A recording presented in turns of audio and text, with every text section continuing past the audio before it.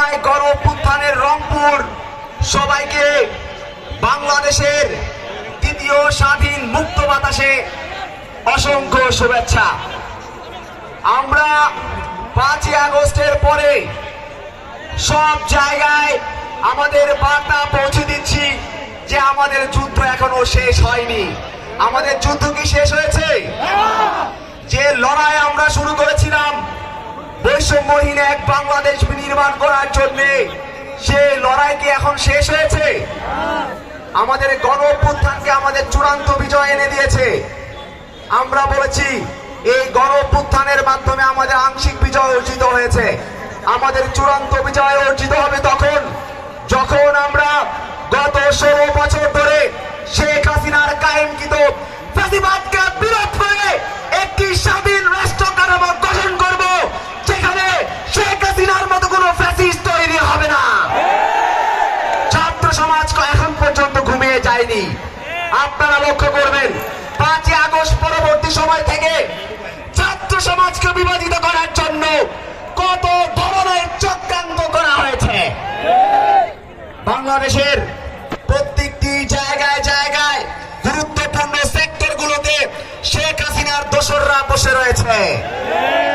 তারা আমাদেরকে মেসেজ দিচ্ছে, তোমাদের ঐক্য নষ্ট করে আমরা কদিন পরেই তোমাদেরকে দেখাবো শেখ হাসিনা যে রেজিম কায়েম করেছে সেই রেজিম কারো পক্ষে উৎপাদন করা সম্ভব না।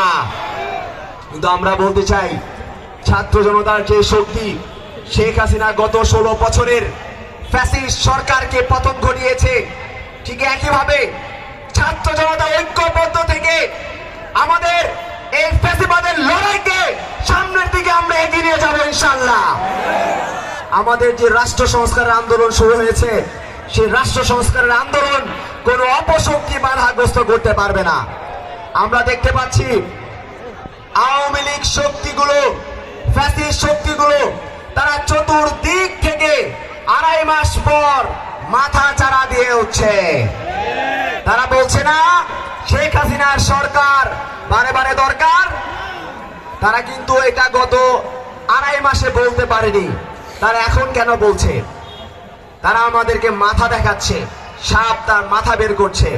সাপ বলছে যে ছবল দেওয়ার সময় ঘনিয়ে এসেছে।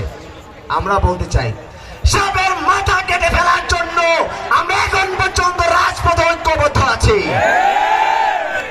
নানান ভাবে নানান মতের দোসরকে দিয়ে বলা হচ্ছে যে আমাদের তাদের যে ফ্যাসিস্ট শক্তি, সেই ফ্যাসিস্ট শক্তি কারো কাছে মাথা নত করবে না, ঠিক না? কিন্তু আমরা বলতে চাই, এই ফ্যাসিস্ট শক্তির বিরুদ্ধে আমাদের ঐক্যবদ্ধ থেকে আমাদের লড়াই চালিয়ে যেতে হবে। আমরা বলতে চাই, নামে বেনামে ব্যানারে চতুর্দিক থেকে ছাত্রলীগ, যুবলীগ, আওয়ামী লীগ, স্বেচ্ছাসেবক লীগ অর্থাৎ ফ্যাসিস্ট যারা এই গত 16 বছরের রেজিম কায়েম করেছে, তারা এখন পুনর্বাসিত হচ্ছে। আমরা দেখতে পাচ্ছি বিভিন্ন রাজনৈতিক দলে ফ্যাসিস্টের দোসররা, ফ্যাসিস্টরা তারা তাদের আশ্রয়স্থল খুঁজে নিয়েছে। তারা আমাদেরকে হুঙ্কার দিচ্ছে, আমাদেরকে নাকি রংপুরে ঢুকতে দেবে না। এই রংপুরটা কার? এই রংপুর কি জাতীয় পার্টির? এই রংপুর কি জিএম কাদেরের? এই রংপুর কি কোন ফ্যাসিস্টের দোসরদের? আমরা বলতে চাই, এই রংপুর বিপ্লবীদের রংপুর, এই রংপুর আবু সাইদের রংপুর, এই রংপুর বিপ্লবী ছাত্র জনতার রংপুর, এই রংপুর ফ্যাসিবাদ বিরোধী ছাত্র জনতার রংপুর। কোন ফ্যাসিস্ট শক্তি আমাদেরকে এই রংপুরে আতঙ্কগ্রস্ত করতে পারবে না। যদি কোন ফ্যাসিস্টের দোসর আমাদেরকে ভয় দেখানোর চেষ্টা করে, আমরা বলতে চাই সময় থাকতে ভালো হয়ে যান, তা না হলে আপনাদের পরিণতিও শেখ হাসিনার মতোই হবে।